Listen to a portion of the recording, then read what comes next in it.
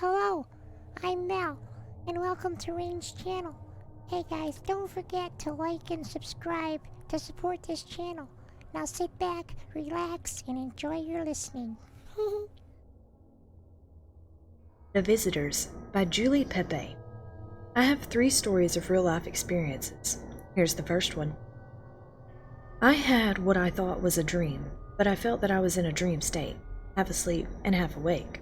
I was laying in my bed when I heard the deadbolt unlock on my door. Then I heard the chain fall down from the chain lock.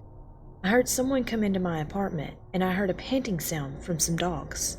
I heard this person walk into my kitchen and run the water in the sink. I heard the dogs give little yelps, as if playing with one another. I heard the man speak softly to them. I heard the tapping of their toenails on the linoleum floor in my kitchen. I was trying to get out of my bed so I could hide in my closet or something, but guess what? I couldn't move my arms or my legs. I couldn't cry out or scream. I told myself this usually just happens when you're dreaming, so don't be afraid. This will pass. You will wake up. But I couldn't get myself awake. I then heard the dogs coming down the hallway and head towards my room. I shut my eyes as tight as I could. I pretended to be asleep. Asleep in a dream. How ironic. I felt a very heavy paw or two come onto my bedspread. I felt the hot breath of one of the dogs on my face as he sniffed me. Then, the way my English pointer used to do, the dog breathed out hard with its nostrils, and I felt the bangs on my forehead blow up into the air. I was scared to death, and I could only hear my heart pounding so very fast and felt the blood pumping inside my ears. I was about to realize that this man was about to come into my room and maybe rape me or kill me, when I heard him from the front door call out to these animals. I never looked at them. I assumed they were dogs because I had owned many puppy in my time, and they made the same noises. The dogs left my bedroom. The door opened and then closed. They were gone. I went to the bathroom and got a glass of water. I was too scared to go investigate the living room or the kitchen until it got light out. I tried to go back to sleep, but it was a tossing and turning evening. Finally, I got up around 5:30 as the sun was coming up. I made sure the door was locked. I looked to see if there was a bowl of water on the floor in the kitchen, but there was nothing. See, you idiot, it was a stupid dream. I went and slept for a few more hours. Later that day, I was setting up my ironing board in the living room when I saw something on the rug. I didn't know what it was. I looked closer and discovered it was a piece of poop. Go ahead, you can laugh, but I can tell you I was frightened to death. I went and got a paper towel to clean it up. When I leaned over to pick this up and put the towel around it, it turned to dust, almost as if it was old and petrified, as if it had come out of the body of a dead dog. This is a true story. It hasn't happened since then, and I pray it never will.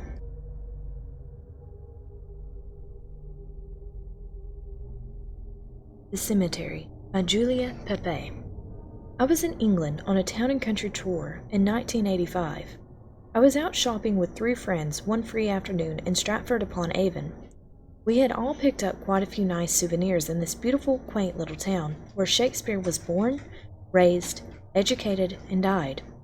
We were on our way back to our hotel when we decided to stop at a cemetery where Shakespeare was buried to look at his tombstone. We found it on the map and headed that way.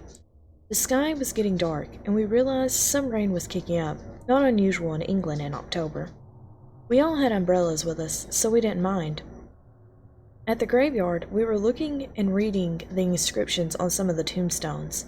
I was always fascinated by these old stones. Some of them were as old as the 1300s. The other 3 kids I was with went up to the church and were looking to see if there was an open door for us to go in. It's locked, I heard them say, as the rain started to come down a little heavier, and the sky got blacker.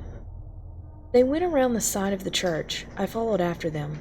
I was reading more tombstones, still trying to find Willie's, when I looked up and saw them go around side 3 of the church.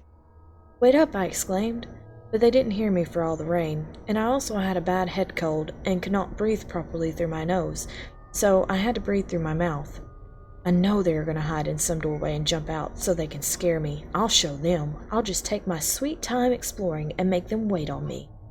Right then, right in front of me was a tombstone unlike any of the others there. It was a beigey brown color, while the others were whitish gray.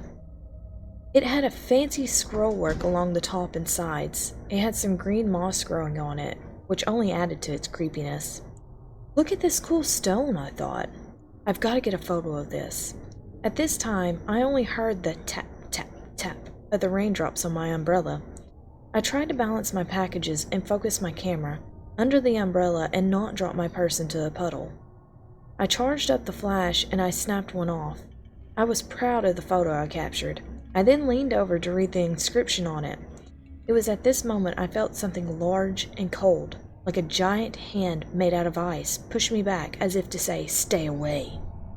I immediately felt the need to run after my 3 friends, and did so. Well, after I got back to Chicago, I had the film developed.